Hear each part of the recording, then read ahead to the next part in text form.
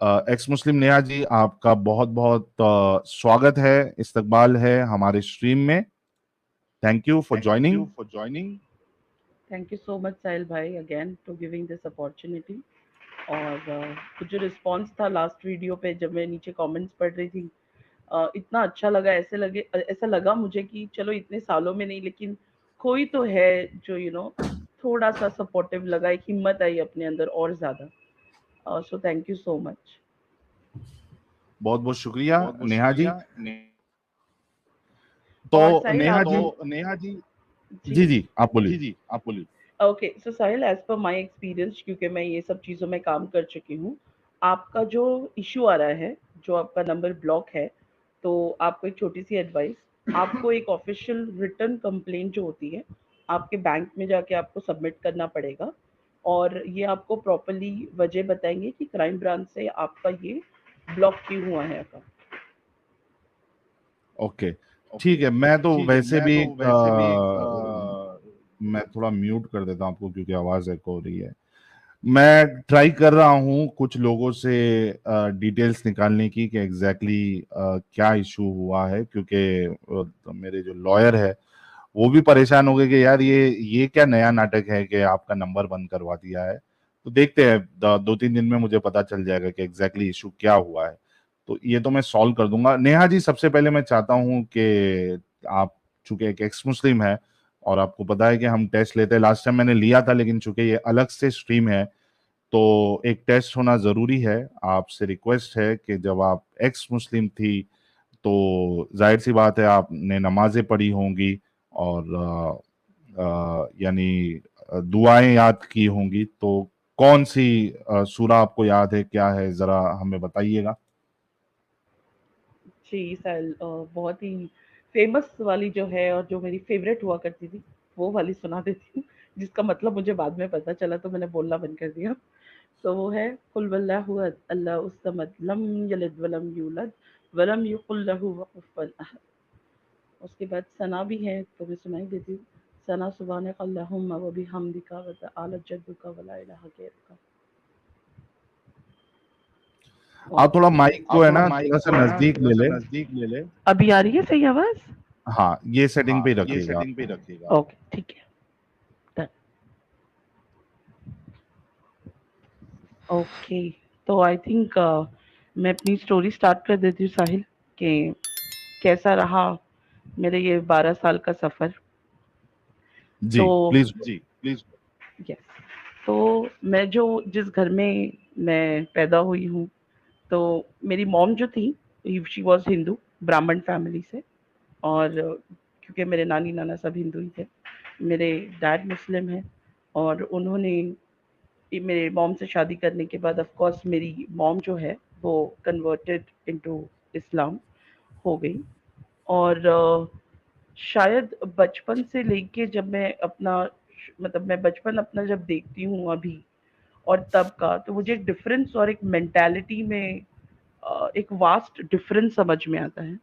क्योंकि हमारी जो फैमिली है, तो ये होता है ना, हन्नफी है, शाफई है, 24 है, ये है, तो हम 24 थे। तो डैड हमें मज़ार वगैरह पे जाने के लिए हमेशा मना करते थे, लाइक हम दरगाह वगैरह नहीं जाते। तो उन्हें वो धागा बांधना, ये सारी चीज़ें बिल्कुल पसंद नहीं थी। तो उतना हमें समझ में आता था कि वहाँ नहीं जाते, बट क्यों नहीं जाते उसका एक्सप्लेनेशन नहीं था। और ऑफ कोर्स कोई सवाल पूछो तो जैसे आपको पता है वो कभी करेक्ट नहीं मिलता, तो हमने जो बोल दिया वो बोल दिया वाला हिसाब था। टिल द टाइम जब मैं आई थिंक अपने में जो सुन्नत होता है कि एक बार 7 साल की उम्र हो गई तो कुरान पढ़ना ही चाहिए, नमाज पढ़ना ही चाहिए, वो अपने पे फर्ज हो जाती है। तो उसी तरीके से मेरी जर्नी भी शुरू हुई। बचपन से तो वो अलीफ बे ते का पारा थमा देते हैं, लेकिन वो क्यों पढ़ना है, क्या पढ़ना है, वो टाइम पे समझ नहीं होती। बस पता है आपको अल्लाह के सिवा कोई माबूद नहीं बोल के आप शुरू हो जाते हो। और वही प्रोसेस चलता गया काफ़ी टाइम तक, लेकिन ऑफ कोर्स एक इंटरनल फीलिंग ये सबको ही अलग होता है, राइट?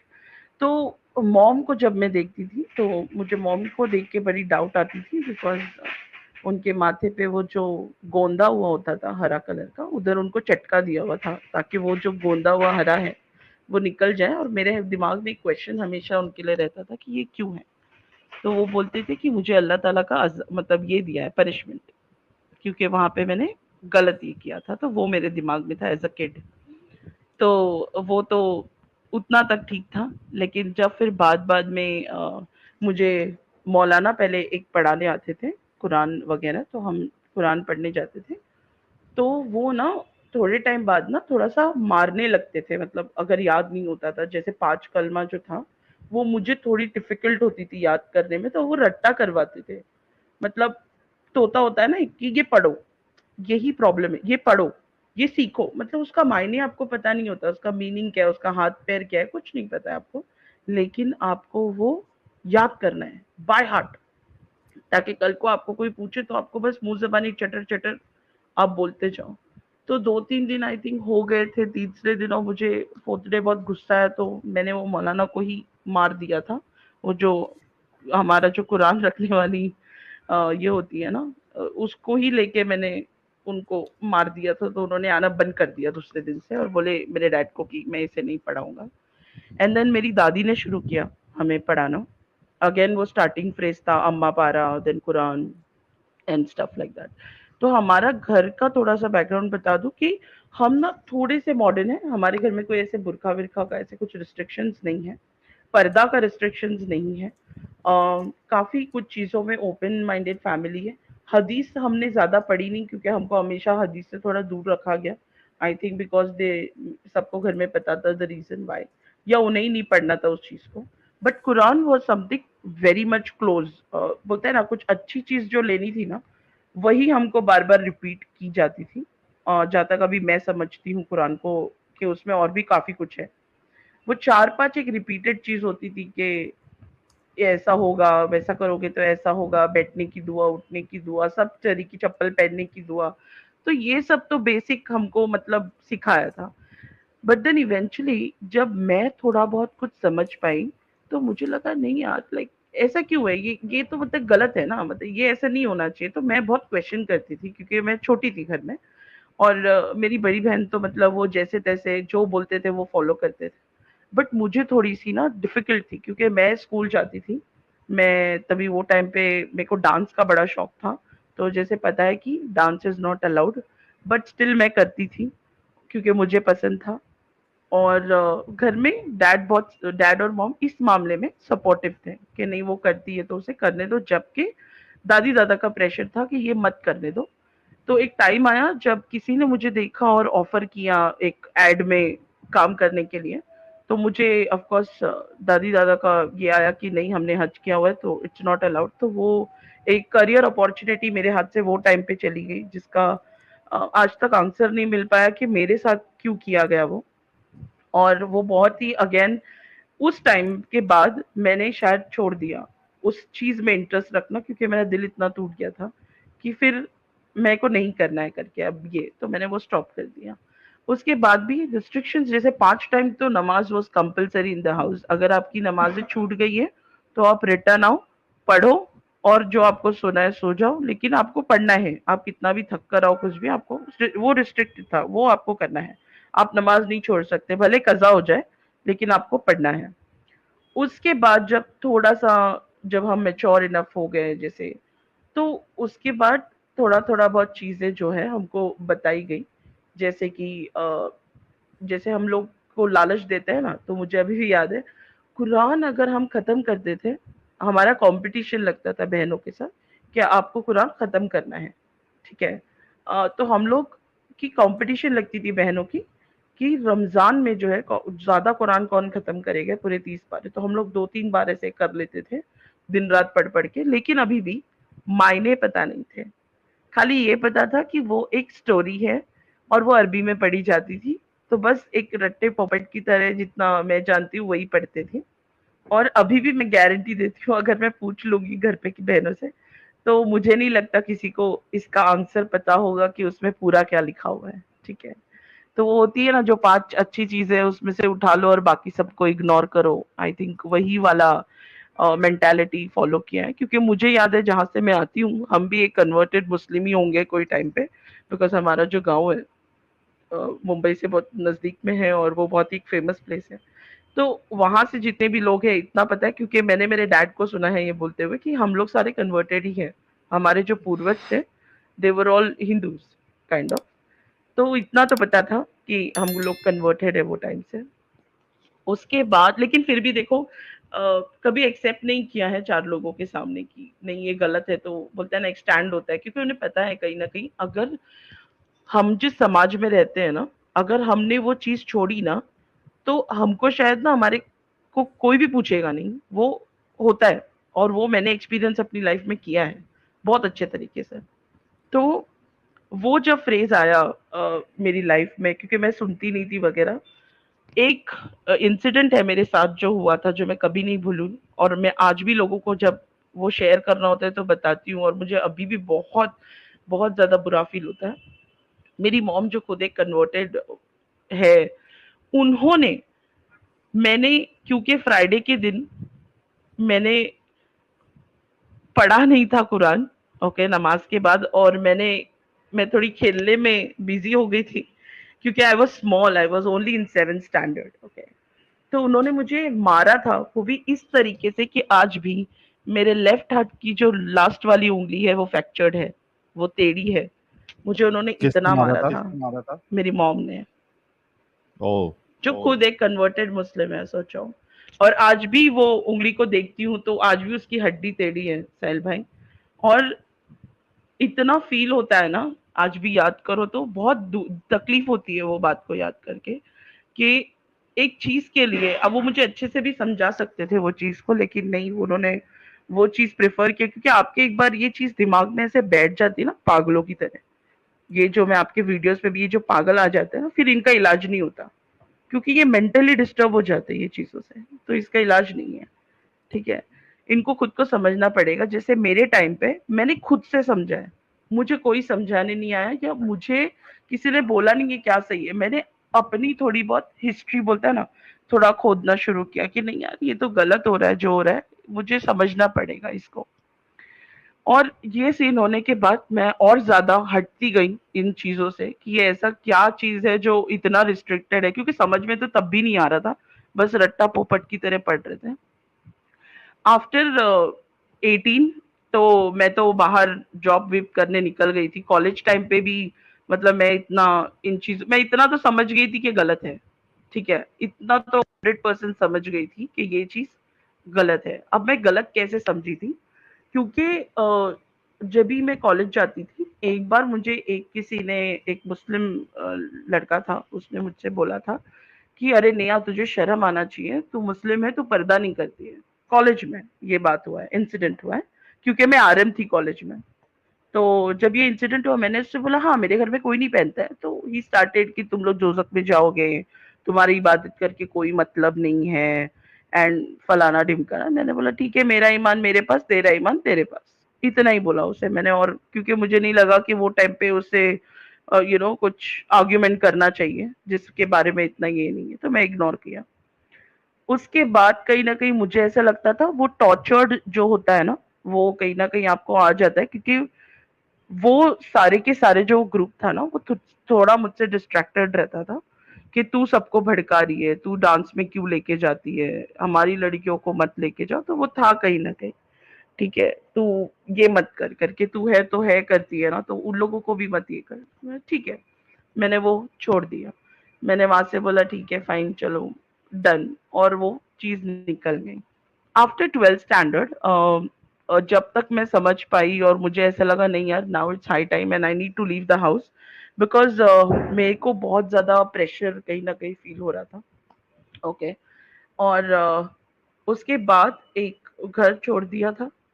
घर छोड़ने के काफी टाइम बाद, like 2 years after I left house, तब तक तो फैमिली के टच में भी थी काफी टाइम तक, कि आना जाना लगता था, क्योंकि मैंने बोला कि मेरे टर्म्स अलग है, तो डैड को पसंद था जिस तरीके से मेरा रहन सहन था। नौ रहन सहन इसका मतलब ये नहीं कि मैं कुछ आवारागर्दी कर रही थी, बट चीजों के क्वेश्चंस मेरे अलग होते थे।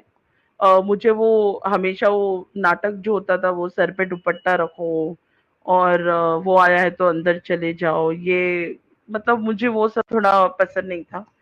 और काफी मौलाना का भी आना जाना, खाना पीना घर पे हमारे काफी होता था। दिल्ली से भी काफ़ी आते थे घर पे मौलाना, मतलब बैठने-वैठने, क्योंकि डैडी एक अच्छे इस पे हैं, स्तर पर हैं। तो उस हिसाब से बहुत लोग का रिस्पेक्ट अलग था थोड़ा-सा घर पे, तो उन्हें पसंद नहीं था क्योंकि कोई क्वेश्चन कर देगा तो क्या करोगे? तो इसीलिए फिर वो थोड़ा मैं अलग हो गई, क्योंकि मेरा जॉब भी, जो मैंने जैसे ही 18 क्रॉस किया, मैं along with the college I was working as well, क्योंकि मेरे को पहले से ही बिज़नेस थोड़ा-सा माइंड मेरा पहले से ही उन चीज़ों में था। बड़ी सिस्टर इतना कुछ नहीं था उनको, वो हमेशा घर पे ही रहना पसंद करते थे। और थोड़ा बोलते हैं ना, ज़्यादा उनको पर्दा-विर्दा था। ज़्यादा घर के बाहर नहीं जाना, अंदर ही अंदर रहना, वो ज़्यादा वो प्रेफ़र करते थे। मैं थोड़ी-सी अलग फ़ेज़ में थी, थोड़ा इंट्रोवर्ट बोल सकते हो। I was not extrovert but ज़्यादा इंट्रोवर्ट। तो जैसे ही घर छोड़ा, उसके बाद मैं घर के बाहर निकलने के बाद काफ़ी टाइम तक आई टूक अ होम रेंट पर, और फिर मैं रहने लगी। And then I was working in a call centre, which is again एक डोमेस्टिक कॉल सेंटर है, बट कंपनी बहुत ही फेमस है, would not name the company, क्योंकि उसमें कंपनी का कुछ प्रॉब्लम नहीं है। वहाँ पे एक लड़का था कॉल्ड मोसी, and he was my TL, ठीक है, टीम लीड था वो मेरा। अरे बाप रे! वो बंदे को बस पता था कि आई लेफ्ट इस्लाम, ओके?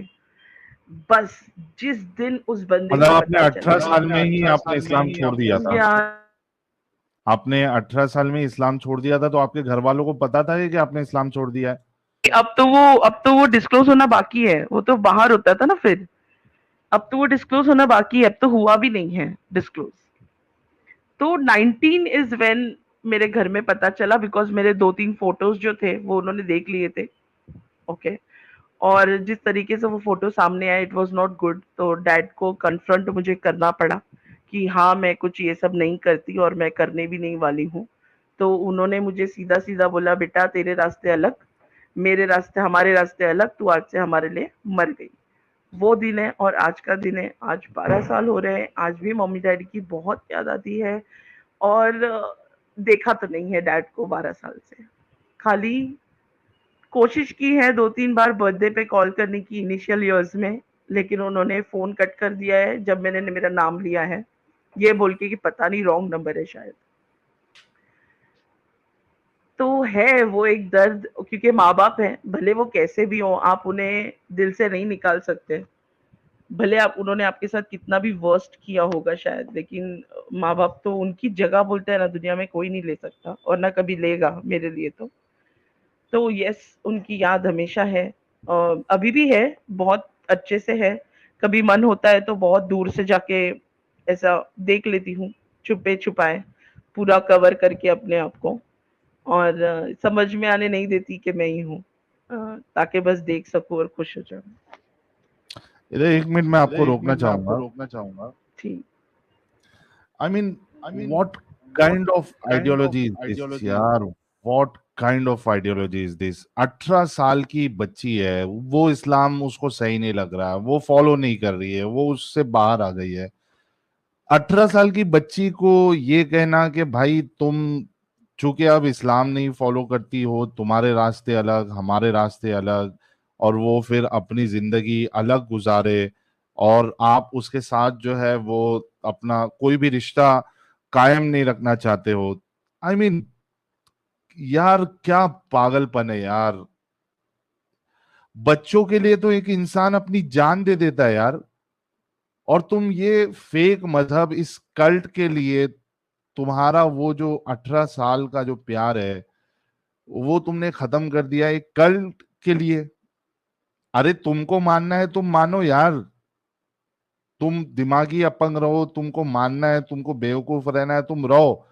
लेकिन अगर तुम्हारा बच्चा नहीं मान रहा है तो तुम उससे सारे रिश्ते तोड़ दे रहे हो, और एक लड़की को तुम ऐसी छोड़ दे रहे हो कि जाओ जो करना है करो, हम तक नहीं आना। चलो, गुस्सा था, 1 साल गुस्सा, 2 साल गुस्सा, एटलीस्ट उसके बाद तो एक बाप का प्यार, एक माँ की जो ममता है वो जाग जाती है। चल ठीक है यार, नहीं मानना है मत मान, छोड़, तो अपने हिसाब से रहे, लेकिन हम तुमको छोड़ नहीं सकते, हमारा प्यार खत्म नहीं होगा। अब इनका 12 साल हो चुका है, एंड स्टिल ये अगर कॉल कर रही है अपने वालिद को, अपने डैड को, तो वो बात तक नहीं करना चाहते। सीरियसली सीरियसली बहुत बहुत इसमें पागलपन है। और यही वजह है कि ये लोगों को पता नहीं होती है। जो लोग तारीफ करते हैं ना, बड़े बड़े लोग, वो यूपीएससी या आईएएस की जो कोचिंग देते हैं, वो बहुत इस्लाम की तारीफ करते हैं, कुछ लिब्रांडू तारीफ करते हैं, कुछ सिक्युलर तारीफ करने की कोशिश करते हैं। ये बड़ा प्यारा मजहब है, बड़ा अच्छा मजहब है। ओ भाई, ये है मजहब। ये ऐसा मजहब है जो इस्लाम को ना मानने पे तुम्हारे रिश्ते खत्म कर देता है। माँ की ममता खत्म, बाप का प्यार खत्म, रिश्ता खत्म। तो तुम किस इस हिसाब से इसको जो है ना वो बेस्ट कहते हो, जो रिश्ते तोड़ देता है उसको अगर ना माने तो। बहुत दुख हुआ नेहा जी की ये बात सुन के। I can understand her pen.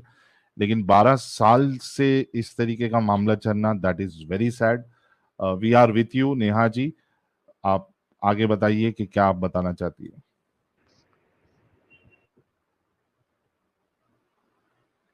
Neha ji unmute कर ले। जी साहिल भाई, आवाज आ रही है? आ रही आ रही। ओके। सो ये ना खाली मॉम डैड तक भी नहीं रुका। आप यकीन मानो, ये मेरे दादी हैं, दादा है।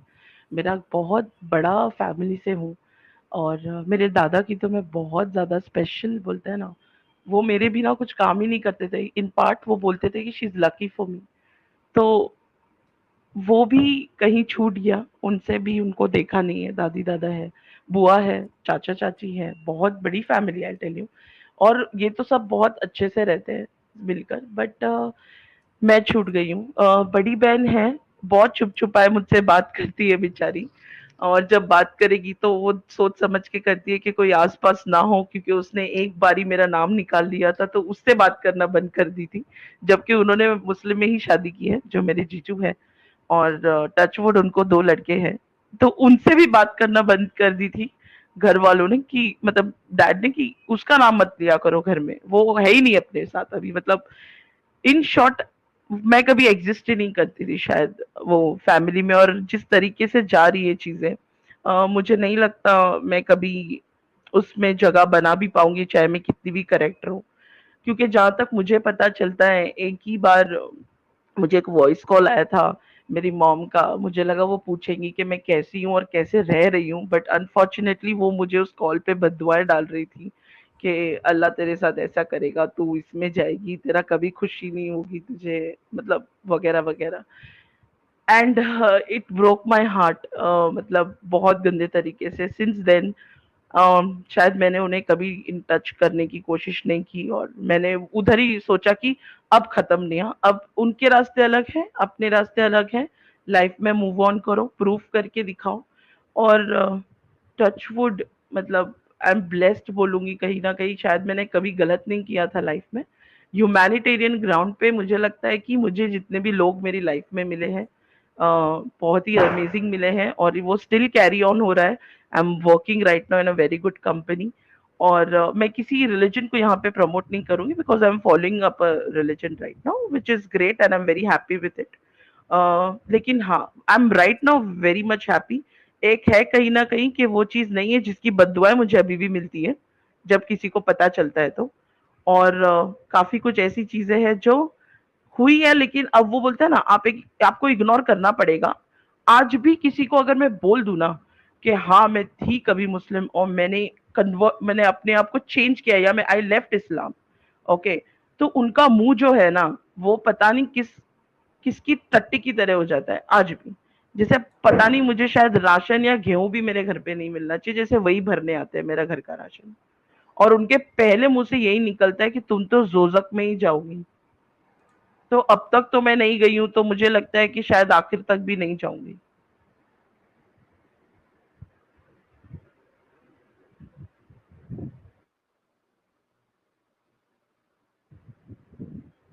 हेलो साहिल भाई। जी जी, सुन रहा हूँ मैं, जी आप जी सुन बताते रहा हूँ मैं, जाइए। आप बताते जाइए। ठीक है। तो ये तो एक फ्रेज था। ऑफिस के तौर पे अगर मैं बताऊं, तो ऑफिस के यहाँ पे भी मुझे काफी बैकस्लैश मिला है। अभी रिसेंट वाले नहीं, जब स्टार्टिंग में इनिशियली जब मैंने चेंज किया था, जब मुझे जवाब देना नहीं आता था। और जब आप स्टार्टिंग स्टार्टिंग में होते हैं ना, मैं बता दूं, डर, अगर आप डर गए ना, ये आपको खा जाएंगे सच में। अगर आप डर गए तो, अगर आपने इनको उल्टा जवाब देना सीख लिया ना लाइफ में, आपने समझो सब कॉन्कर कर लिया। मुझे ये भी पता है आज इस वक्त पता नहीं कितनी वहां पे लड़कियां बहनें मुझे सुन रही होगी और उन्हें लग रहा होगा कि ये डेयरिंग कैसे। ट्रस्ट मी, अगर आपके सोच और विचार अच्छे हो तो आप लाइफ में कुछ भी पॉसिबल कर सकते हो। ठीक है, आपको नहीं जरूरत है, अगर आपको वो कल्ट में नहीं रहना है आप एक्सेप्ट कर लो। अगर फैमिली कन्विंस्ड हो जाती है तो ठीक है, अगर नहीं होती है तो फिर तो जो हाल, मतलब हाल तो नहीं बोलूंगी, टचवुड थोड़ा लाइफ के स्टार्टिंग फेज में मुझे तकलीफ हुई, like 4 5 5 years I would say, बहुत स्ट्रगल किया है लाइफ में। लेकिन after that 5 years it was good, amazing. और अभी भी काफी चीजें नया नया सीख रही हूँ। तो मैंने बीच में भी सवाल किया था कि, मतलब मेरे को अभी भी सवाल आते हैं और अभी भी मैं सोचती रहती हूँ।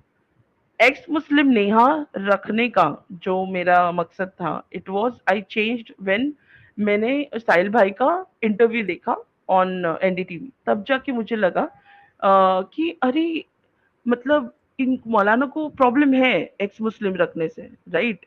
तो क्यों ना रखा जाए, इनको होने दो प्रॉब्लम। तो तब जाके मैंने मेरा नाम चेंज किया। और नाउ मैं, अगर कोई पूछता भी है तो मैं बोलती हूँ हाँ मैं थी किसी जमाने में, अब नहीं हूँ। आई क्विट, मुझे वो कल्ट में रहना ही नहीं है। तो अब कोई जब सवाल भी करता है तो मैं उसे काफी ज्यादा आंसर भी दे पाती हूँ। और प्रॉब्लम्स तो आएंगी, लेकिन हाँ जैसे जैसे अभी 12 साल तो हो गए, अभी ये 13th ईयर काउंटिंग पे है मेरा। It's going good, I am happy कि मैंने वो छोड़ दिया। इसमें कोई भी, मतलब मुझे ऐसे बोलते हैं ना, गिल्ट फीलिंग है, ऐसा कुछ भी नहीं है लाइफ में। यस साहिल भाई। जी। हाँ मैम, आप म्यूट कर लेना जब आप नहीं बोल रही होंगी, क्योंकि आवाज़ डिले हो जाती है। तो ये तो बहुत अच्छी बात हो गई कि अभी आप एटलीस्ट जो है वो सेटल है। आई एम श्योर फिनेंशियली भी आप स्ट्रांग होंगी, आप अच्छी कंपनी में काम कर रही हैं। तो अब एक सवाल जो ये आया था, चूंकि आपने ये बात कही थी कि आपकी जो मम्मा है वो पहले हिंदू थी और वो कन्वर्ट हुई थी, तो वो मतलब शादी के लिए कन्वर्ट हुई थी, यानी पहले शादी किया उसके बाद कन्वर्ट हुई, या पहले कन्वर्ट हुई और उसके बाद कोई मुस्लिम से शादी किया, और जब आपने इस्लाम छोड़ा तो जो आपके नाना नानी थे, चूंकि वो तो हिंदू ही है, तो क्या उन्होंने आपको एक्सेप्ट नहीं किया, क्या था मामला? तो साहिल भाई ऐसा है कि मम्मी ने शादी के बाद ही कन्वर्ट किया है, उसमें कोई दो राय नहीं है, पहले से नहीं किया था। शादी हुई और वही टाइम पे कन्वर्ट किया है। और उन्होंने बाकायदा, जैसे ये कोर्स होता है ना, अपने यहाँ पे जाते हैं कोर्स करने, ये बाकायदा उन्होंने कोर्स करके पूरा इस्लाम सीखा है दूसरे स्टेट में जाकर। तो ये प्रॉपर उनकी ट्रेनिंग हुई है इस चीज की। जो वहाँ की लेडीज थी, वुजू कैसे करना है, दुपट्टा कैसे बांधते हैं, नमाज कैसे पढ़ते हैं, कुरान कैसे पढ़ते हैं, ये बाकायदा उन्होंने आफ्टर शी गॉट मैरिड तब उन्होंने किया है। नानी नाना टचवुड अभी भी हिंदू है। और अगेन वो तो इतनी बड़ी परिवार है, वो तो कन्वर्ट तो होने से रहे। हम लोग जाते थे पूजा पाठ में, ऑफ कोर्स वहां पर भी कभी जब फंक्शन आता है गणपति वगैरह ना, उस चीज में बड़े लिबरल है हमारे घर वाले। लेकिन हाँ, आने के बाद मेरे डैड नहीं आते थे, मॉम जाती थी क्योंकि माँ बाप का घर है, वो भी काफी टाइम बाद। उसके बाद हम जब थोड़ा सा समझने लगे ना, तो हमारा भी जाना आना बंद कर दिया गया। इनफैक्ट 2000 आई वुड से 15 या 16 लास्ट कांटेक्ट हुआ था मेरे मामा मामी के साथ। तो उन्होंने बोला था कि बेटा आज फोन किया आइंदा से नहीं करना, क्योंकि घर पे पता चलता है तो यहाँ पे भी झगड़ा होने लगता है। तो इसलिए फिर उनसे भी कांटेक्ट करना मैंने बंद कर दिया सहल भाई। हाँ म्यूट कर ले आप। अब यहाँ पे डिफरेंस देखिए कि माँ बन गई मोमिना, उसके बावजूद उनके जो घर वाले हैं, मॉम डैड और भाई बहन, वो उनका साथ नहीं छोड़ रहे। यहाँ से आपको फर्क पता चलेगा कि ये किस तरीके की मेंटालिटी हो जाती है मुसलमानों की और गैर मुस्लिम की। इनके नाना नानी इनके जो मम्मी है वो कन्वर्ट होने के बाद भी वो लोग इनका साथ इनकी मम्मी का साथ नहीं छोड़ रहे, वो वहां जा रही है, दे हैव एक्सेप्टेड। लेकिन इन्होंने इस्लाम छोड़ा तो इनकी मम्मी एक्सेप्ट नहीं कर रही, ये सोचा भी नहीं कि भाई मेरे माँ बाप ने तो मुझे एक्सेप्ट कर लिया था, मैंने अपनी आइडियोलॉजी चेंज की, वो भी मुझे इस तरीके से घर से भगा देते, रफा दफा कर देते, रिश्ते नाते तोड़ देते। उन्होंने तो ऐसा नहीं किया, इतना भी नहीं सोचा। अच्छा, ये क्या बात होगी, मामा मामी कह रहे हैं कि भाई आपके आने से या आपके बात करने से झगड़े होते हैं। अरे तो झगड़े होते तो झगड़े होने दो, एटलीस्ट आपको जो है, चूंकि अभी आपके पास कोई आपके फैमिली का कोई है नहीं, मतलब ददिहाल से और माँ बाप, तो एटलीस्ट आपको अपने नाना नानी के साथ रिश्ता बना के रखना चाहिए। वो झगड़े हो या नहीं हो, उसे क्या करने का। मुझे लगता है कि यहाँ पे शायद आपको अपने नाना नानी और जो ननिहाल वाले हैं उनके साथ मिलजुल के रहना चाहिए। तो ये इतना बड़ा इश्यू क्यों है नेहा जी? ओके साहिल भाई, ये ट्राई किया था, मैं गई भी हूँ, ऐसा नहीं कि नहीं गई हूँ। लेकिन वो बहुत बड़ा एक बोलते हैं ना सीन हो गया था वो चीज़ को लेकर, जिसमें काफ़ी गाली गलौच एंड सब कुछ इन्वॉल्व हो गया था। मैं नहीं चाहती थी कि मेरी वजह से किसी और को ये सब अननेसेसरी ये सब टैंट्रम्स झेलना पड़े एंड ऑल।